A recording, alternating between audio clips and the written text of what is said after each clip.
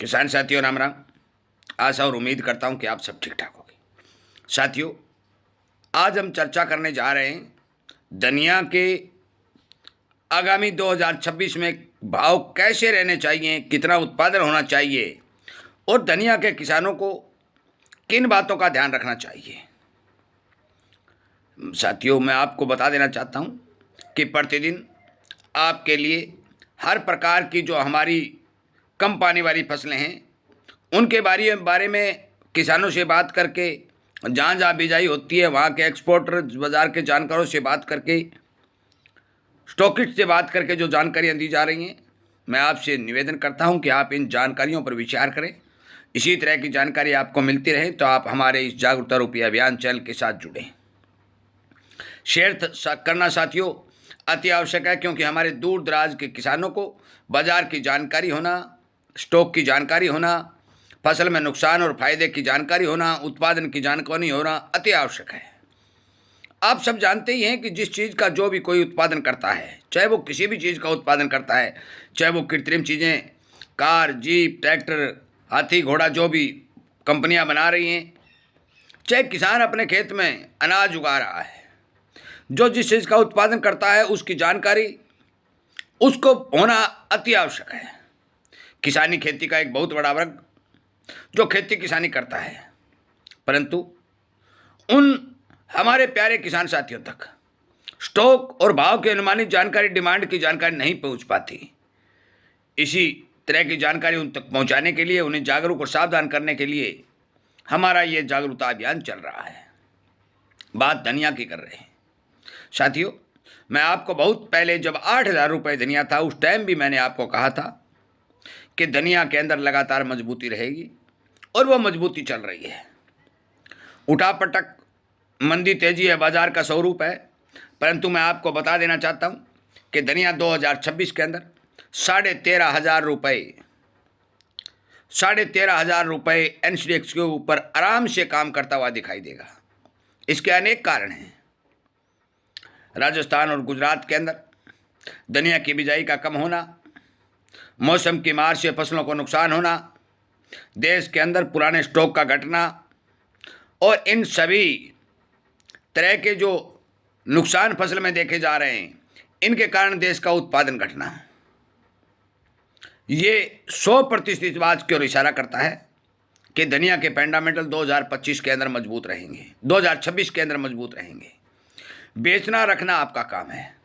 आपकी जानकारी के लिए मैं बता दूं कि विदेशों के अंदर भी धनिया का एक्सपोर्ट जो पिछले सालों से जितना लगातार चल रहा है, ना ही बढ़ने की खबर है तो ना ही घटने की खबर है। जितना माल जा रहा है इतना लगातार जा रहा है। फसलें अंतर्राष्ट्रीय स्तर के ऊपर यदि हम विचार करें, जो खबरें निकल के आ रही हैं, बिल्कुल समानता और समान प्रोडक्शन होने की बात कही जा रही है। अनुमानित तौर पर मैं आपकी जानकारी के लिए बता दूं कि 2026 के अंदर जो लगातार डिमांड बढ़ रही है, उस डिमांड के हिसाब से धनिया के भाव जो हमने टारगेट दिए हैं वो भाव आराम से छूने का अनुमान लगता है, दिखाई दे रहा है। धनिया की जो खपत है वो लगभग 120 लाख बैग के लगभग है, परंतु उत्पादन बहुत ज़्यादा घटने के समाचार मिल रहे हैं।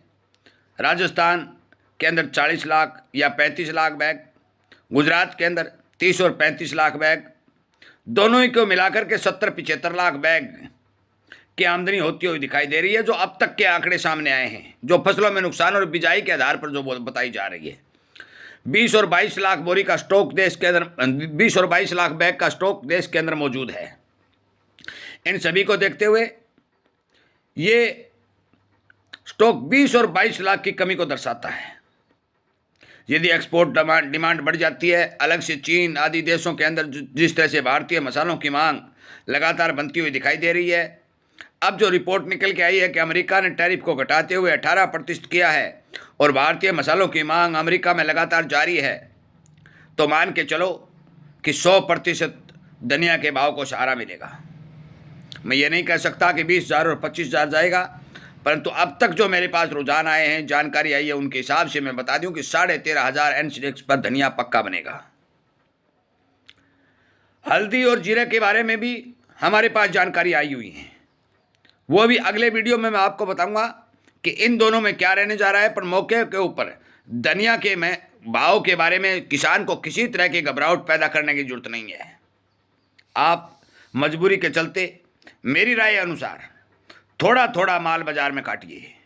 एक साथ जितने भी किसान धनिया की खेती करते हैं उनको मैं कहना चाहता हूं कि अपना माल बाजार में एक साथ मत काट दीजिए, 2 3 4 भाव लेने का काम करिए। यदि आपका बहुत मजबूरी है, किसी के घर ब्याह है, शादी है, मकान है और भी कोई तो अलग बात है।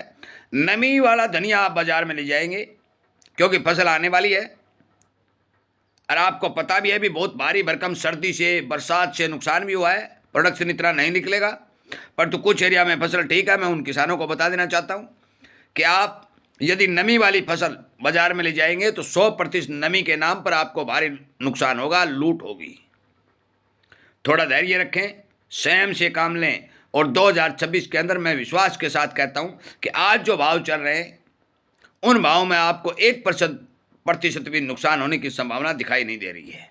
आगे भगवान क्या कर दे, कोई और अड़ंगा फैल जाए वो एक अलग बात है, परंतु मौके के रुझानों के अनुसार धनिया के अंदर 100% मजबूती रहेगी। मैं विश्वास के साथ जो जानकारी मेरे पास आ रही है उन जानकारियों से अनुमान लगा के आपको बता रहा हूँ। आगे भी कोई जानकारी आएगी तो मैं आप तक संपूर्ण रूप से पहुंचा दूंगा। पहले भी धनिया के बारे में मैंने कई वीडियो बना करके आप तक ये बात पहुंचाई है कि धनिया के भाव के बारे में निश्चित रहे। जब शेयर 13,500 का टारगेट छू जाएगा उसके बाद यदि कोई रिपोर्ट आएगी, कोई एक्सपोर्ट की आएगी, डिमांड की आएगी, तो आप तक उसके हिसाब से वीडियो के माध्यम से पहुंचा दी जाएगी।